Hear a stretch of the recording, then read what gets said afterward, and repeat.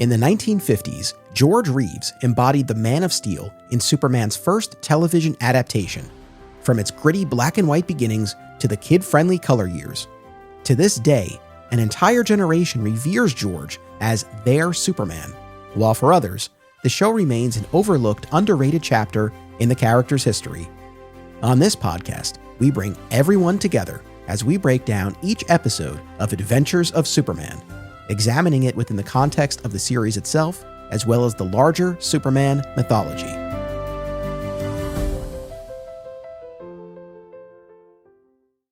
Welcome to another exciting episode in the Adventures of Superman. I'm your host, Anthony Desiato. Joining me to discuss Season 4, Episode 10, Blackmail, is one of the hosts of the All-Star Superfan podcast, returning guest Rob O'Connor. And Rob, I sure hope you don't have a bad case of cerebellum. I've been waiting to use this gadget that can kill Superman for... Oh, dang it, it doesn't work. So much for that. All right, we're here to talk about Blackmail, in which Clark and Henderson hatch a plan that backfires when the criminals turn the tables and blackmail Henderson for critical evidence. It aired on May 26th, 1956, written by Oliver Drake and David Chandler, directed by Harry Gerstad. Our guest cast for this one includes Herbert Vigran as Arnold Woodman, Sid Tomac as Eddie Perkins, George Chandler as Bates, and Selmer Jackson as the Commissioner. Overall impressions of this one?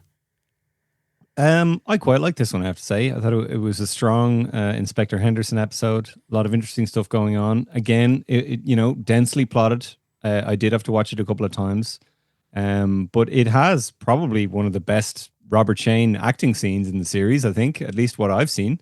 And just really notable, kind of fun little noir plot. And what I really liked about it was it is interesting and entertaining and well made, kind of independent of Superman altogether. Like it's just a really nice little noir cop drama, and Superman just happens to be in it.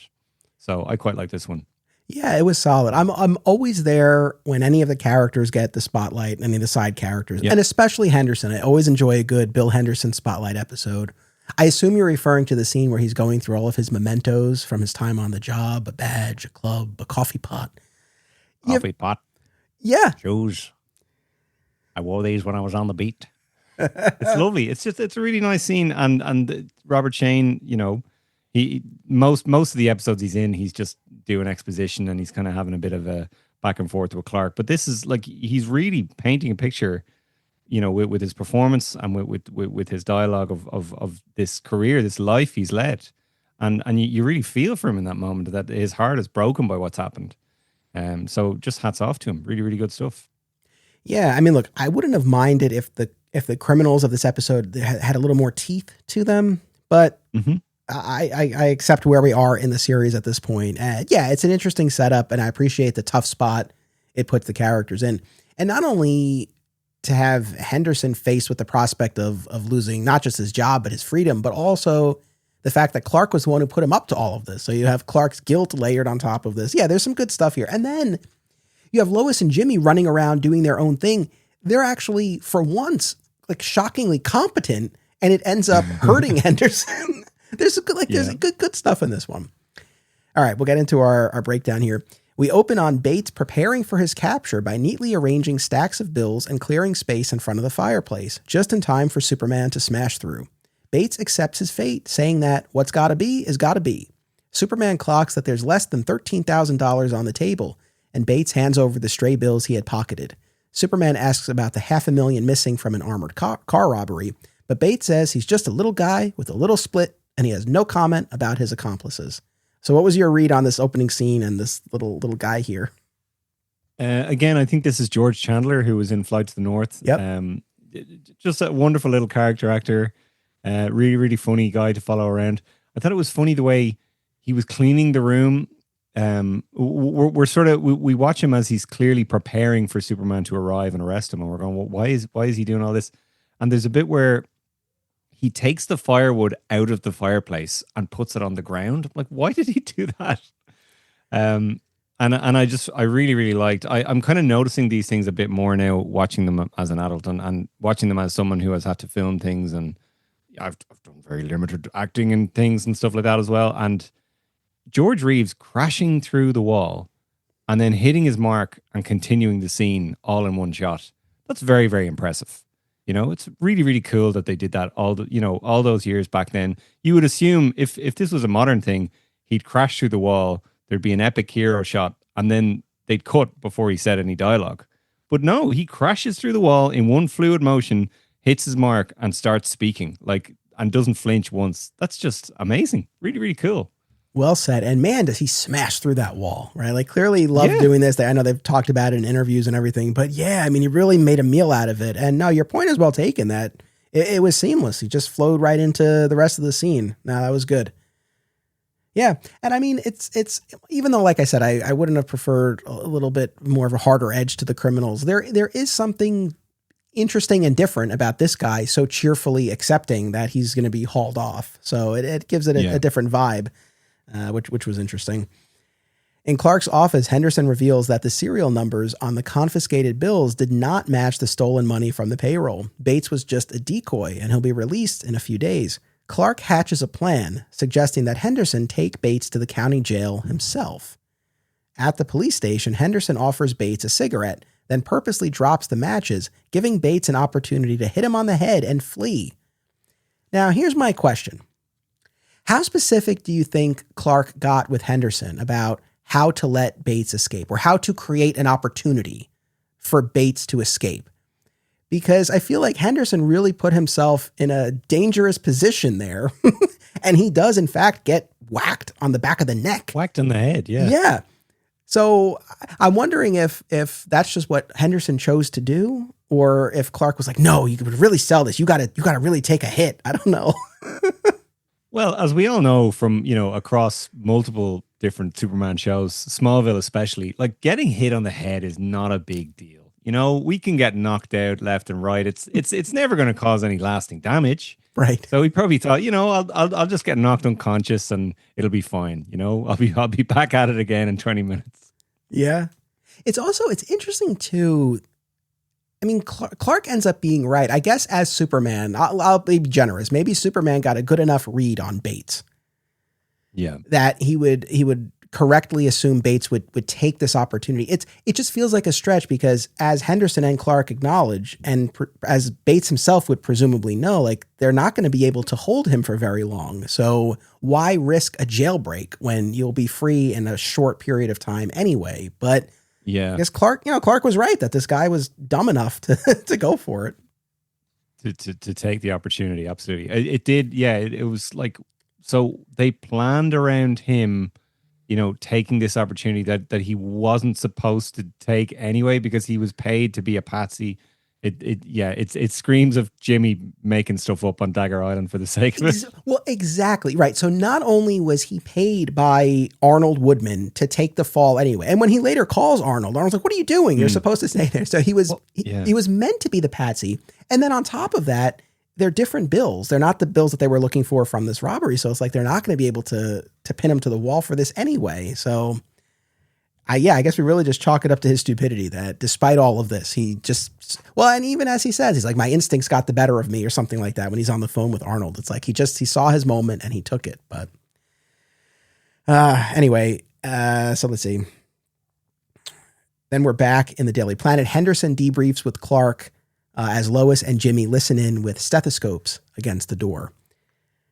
Which obviously the stethoscope will be important for later. But I just, you feel for Henderson even in this moment where he's like, my neck hurts. And he's like, I got reamed out by the commissioner over letting this prisoner escape. I mean, Henderson's really going out on a limb here.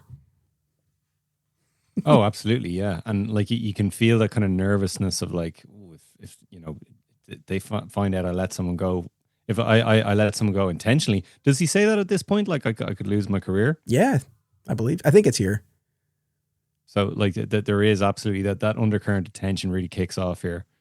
And yeah, like when you see Lois and Jimmy pressed up against the door, you're kind of like, oh God, like you have that nervous feeling of you guys are going to just make this whole thing worse, And I love Jimmy's line where he's like, this feels wrong. I like it. Yeah, I like the two of them in cahoots in this episode. I like the Lois and Jimmy pairing. Not Not that I normally don't, but I particularly enjoyed them in this one. All right, and then we cut to Arnold and Eddie, who are hiding out in a lead-lined bomb shelter, playing Scrabble and bickering. Bates calls in to reveal he escaped. Arnold is annoyed that he didn't follow the plan, then realizes Bates is being followed and hatches a plan of his own to blackmail Inspector Henderson. I feel like this is a good time to drop my my kind of fan theory about this series, by the way. Yes. Because we're dealing with gangsters again, and we're dealing with the idea of a number one guy or Mr. Big, as he called in this one. Yeah. Not to be confused, obviously. But the way I approach this show is that the episode Crime Wave is actually the finale of the whole series. And that like a lot of these episodes where we see Clark going up against gangsters and we see him talking about a number one guy and all that, like all of that is building towards the number one guy that he meets in Crime Wave and takes down.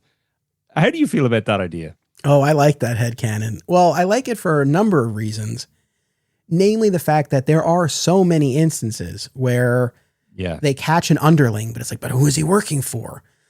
Yeah. So the notion that, there is this larger force, but then also the fact, and we'll get there when we get to the end of season 6, like there's no proper conclusion for this series. It just ends on an episode, on a typical episode. And so the notion that, you could kind of put that Crime Wave episode in our heads as the end point to kind of button this up. And I kind of picture it as like maybe this episode is actually taking place within Crime Wave, if that makes sense. Yeah. Oh, I like that. Just because he has that line at the end of Crime Wave is that there's no number one man in Metropolis anymore. And it's such a sense of finality and victory to it. And if I'm not mistaken, they cut to a shot of Superman standing in space there and there's like fireworks going off.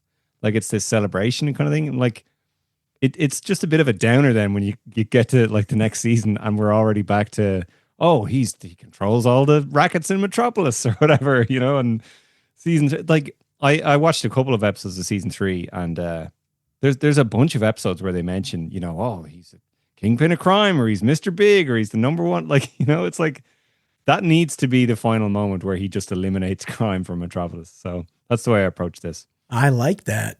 Oh, I'm gonna tuck that away, especially when we get to the end of the series here, because I think that's a cool way to look at it. No, thank you for sharing that. I like that. My love of the TV series Smallville is well documented, and there's one rewatch podcast that's always at the top of my queue. Zach Moore's Always Hold On to Smallville, which continues with more great Smallville and Superman talk now that their series rewatch has concluded. Listen wherever you get podcasts. If you have children and are looking for a family-friendly store, look no further than Aw Yeah Comics. Visit one of their 3 locations, Harrison, New York, Muncie, Indiana, or Skokie, Illinois, and check out awyeahcomics.com for more. Their name says exactly how they feel about it. Aw yeah. Whether you're an independent filmmaker or you just love movies, don't miss these New Jersey film festivals. Brightside Tavern in Jersey City, Hang On to Your Shorts in Asbury Park, and Round Reel in Bloomfield. Submission information for filmmakers can be found at filmfreeway.com. Fat Moose Comics, established in 1982, is New Jersey's best and oldest comic book store. Moose has that rare old-school comic shop feel and camaraderie, yet also remains a welcoming space for new fans. Visit them in Whippany or reach out via the Fat Moose Comics Facebook page. Ever wonder what would happen if a person who knew barely anything about comics decided to absorb hundreds of Superman stories? Robbo is that kind of person, and that's exactly what he's doing on a new show called This Podcast Will Never Die. Listen and subscribe today. Single Bound is a new podcast hosted by married couple Amy and Logan as they review single issues of comics. And if the title makes you think of Superman, you're not alone, as the Man of Steel is a regular topic of discussion. Listen and subscribe to Single Bound on Spotify and YouTube. Eddie walks into Henderson's office and demands he hand over the evidence file by midnight. If not, he will claim that Henderson let Bates escape for a bribe of $20,000, which has already been planted to implicate the inspector. Now, at this point, Henderson wishes he had evidence to arrest Eddie. So I say to myself, what is in this evidence file then? It's like, if I had evidence to arrest you, I would. But they want the evidence. But then there is the added component of, even if they had the evidence, there's still this bit about claiming that he took the bribe. But Just trying to see how this all lined up there. Yeah. I honestly, I kind of, I let a lot of the particulars wash over me, to be honest. Again, I watched this a couple of times just to try and soak it all in. But mainly the thing that stuck out to me about this scene was Robert Shane's acting again. Yeah. Just the bit where he like raises his voice, get out. Like, I don't think we see him do anything like that anywhere else in the series. Like, he's really, really enraged, and you can see that just the blood boiling in his eyes. It's great. And to be fair to that other actor, he does have this kind of slimy menace to him. Like, you believe him in the scene. He doesn't sort of like melt under, he feels like an evil man in that moment, I think. Yeah, for sure. A forlorn Henderson shares his plight with Clark, who seems to know what's going on despite just walking in. And I don't know if I'm being too harsh or nitpicky, but I feel like it just seems like he already has information that he wouldn't. But in any event, he's there for Henderson.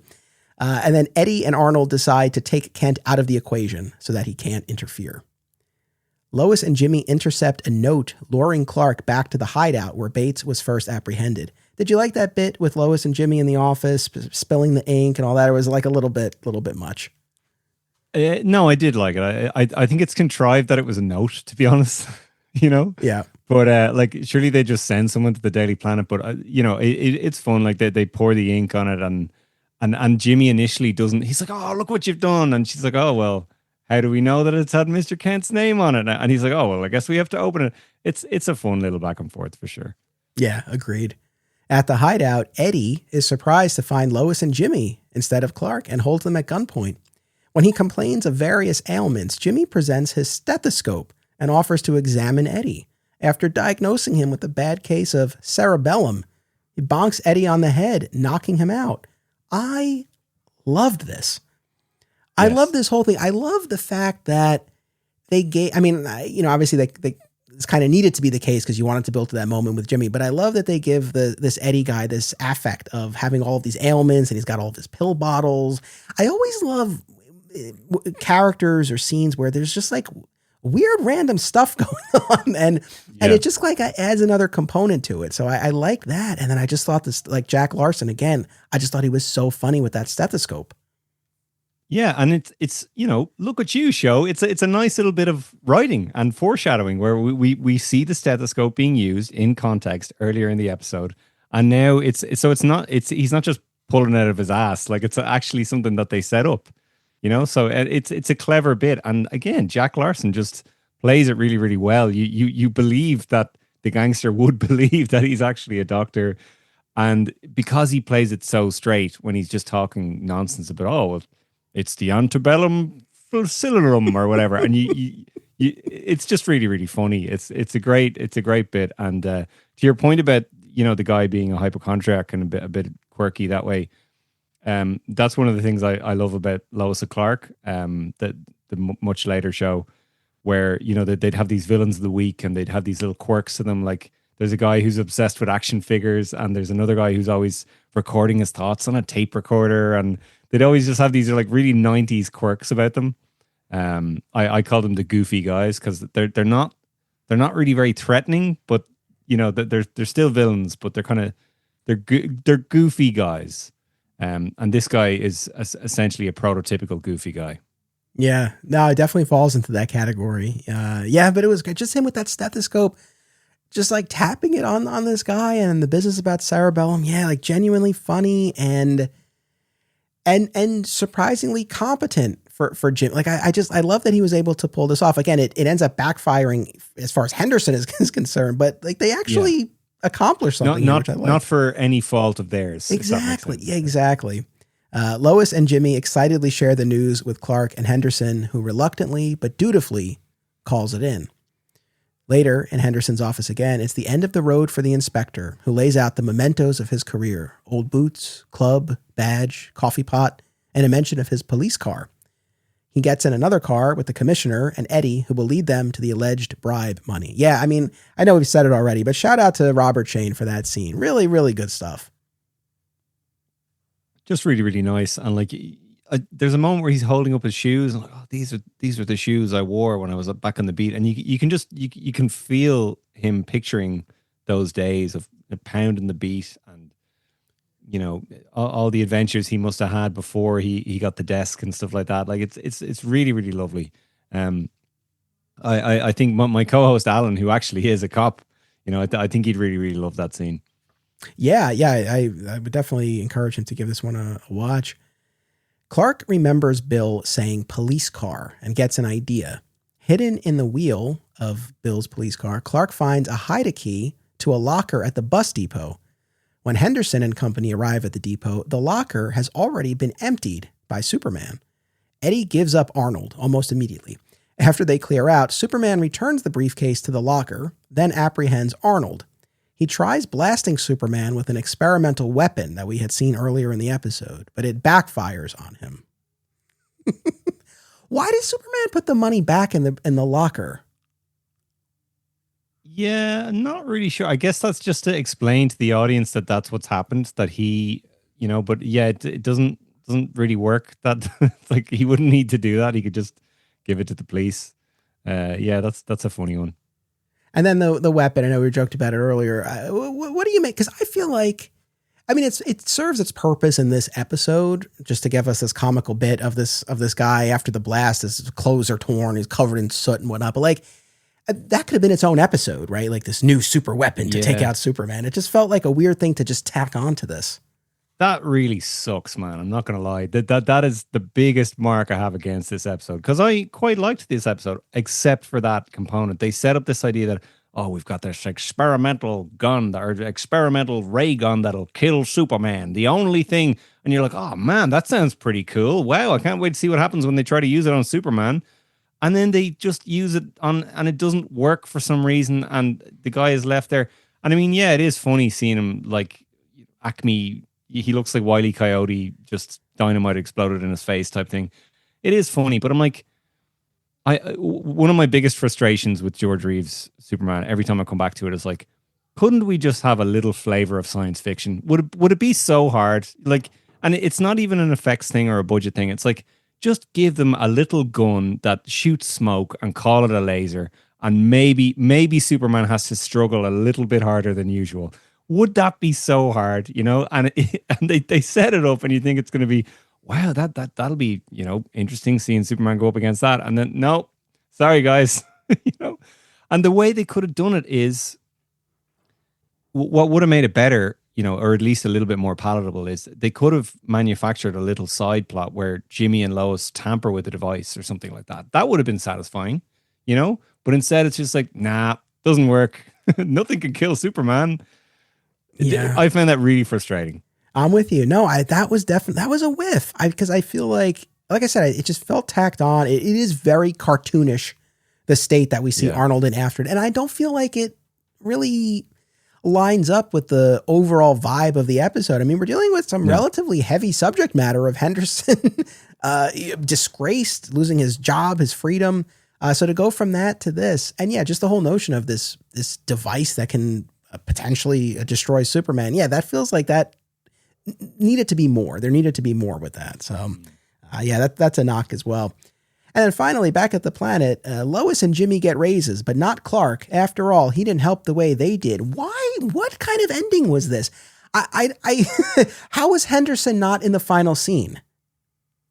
Yeah, true. Like, how do you not end on Henderson? This was his episode. The thing with Jimmy and Lois getting raises, I was like, so they got a raise for I guess writing the story about how they were captured. Is that what happened? Well, and they were instrumental in apprehending Eddie, so I assume check. You know, but then I was like, does Clark get a raise all the time when he's writing the stories that lead to these, and therefore is Clark just like a millionaire now? like every single episode he writes a story that leads to someone going, you know, up the river or whatever. It's like, well, he is the only one with the TV set. He is the only one with the TV. That's why they had to watch the interview during Superman week there. So maybe that is true. I don't know. I was waiting for Lois to say, "Oh, I got my raise. Now I can finally buy that hat." I was waiting for it, but they didn't go there. Yeah, it's a fine little button. It's not the hill I'm going to die on, but it just really bugs me that Henderson didn't have a final moment there. I felt like the episode really should have ended on him. That's true. Yeah, no, good point. And, just reflecting on what his career means to him and taking the coffee pot back out of the box, that would have been really satisfying. Perfect. That's all you have to do, right? Because they made such a meal out of that earlier in the episode. You can even do a lot of the same stuff. You can have the 3 reporters in his office, and they can even have the bit about the Rays. The guy has to be there. But anyway, overall, I think a solid episode. So on a scale of 1 to 5, Great Caesar's Ghost, how many are we going for this one? It's a 3. It would almost verge on a 4 if not for the business with the weapon. It just really, really frustrated me. And like the episode would have been fine without that. Like the guy could have just tried to shoot Superman. It could have been the standard bullets bouncing off Superman's chest thing, but the building, setting up this thing of, oh, we've got this device that can kill Superman, and then it goes nowhere for the sake of a little gag. I found that very frustrating. And then, as we discussed, there was, there's a couple of little holes, as there so often is in the plotting of it. But it's a very, very solid 3 for me. Okay. I know I echoed you last week. I'm going to do it again. And this feels like a 3 to me as well for all of the same reasons. Definitely some great highlights. Jimmy with the stethoscope, hilarious. Henderson, You really felt the emotion when he's going through those mementos. And yeah, just the hook of this, of him being blackmailed and put in this tough spot. Clark's guilt over giving him this idea in the first place. Good stuff here. Could have risen to the occasion a little bit better in certain respects, but overall, I'll go with a solid 3 on this one. All right, man. Thank you so much. This was great. What do you want to share with folks about All-Star Superfan Podcast? All-Star Superfan Podcast. We cover 85 years of Superman across all the different media. We also have our Patreon, where we do a monthly Superboy rewatch, and there's a lot of fun stuff there. And hopefully by the time this goes out, you will have appeared on that as well. So check that out as well. Looking forward to it.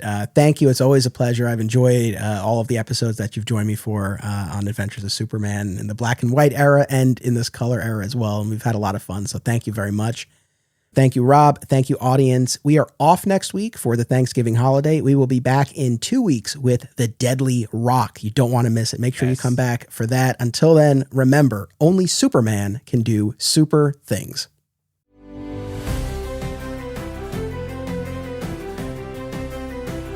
This podcast is an affiliate of BCW Supplies. The next time you need to restock on comic book bags, boards, boxes, and more, be sure to use promo code FSP to save 10% on your order. That's FSP for Flat Squirrel Productions. It helps support the show too. Thank you. Another way to support the show and receive exclusive content, including the spin-off podcast Beyond Metropolis, is by becoming a member at patreon.com/Anthony Desiato.